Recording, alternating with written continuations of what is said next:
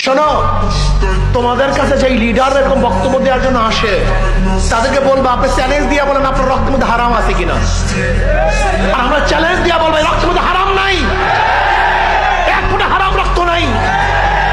আমরা এই বাংলাদেশে হারাম মুক্ত করতে পারবো। ধর্ষণ করতেছে, শুধু ধর্ষণ করে না, কলিজা ফেটে যায়। স্বামীকে বেঁধে রেখে বাংলাদেশি স্ত্রীকে ধর্ষণ করবে, এটা বাংলাদেশের মানুষ আর টিকতে চায় না। আর যাদের আগা গোড়া সব জায়গায় হারাম, তারা বাংলাদেশকে হারাম মুক্ত করতে পারবে না।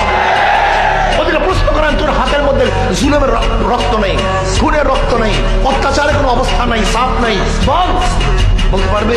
আওয়ামী লীগ অনেক উন্নয়ন করেছে, কিন্তু পালাতে বাধ্য হয়েছে কেন বলেন তো? জুলুম, অত্যাচার, অবিচার, চুরি, ডাকাতি, লুটপাট, ধর্ষণ। কিন্তু আজকেও যারা 5ই আগস্টের পরে লুট করতেছে, খুন করতেছে, ধর্ষণ করতেছে, শুধু ধর্ষণ করে না, কলিজা ফেটে যায়। স্বামীকে বেঁধে রেখে বাংলাদেশি স্ত্রীকে ধর্ষণ করবে, এটা বাংলাদেশের মানুষ আর টিকতে চায় না।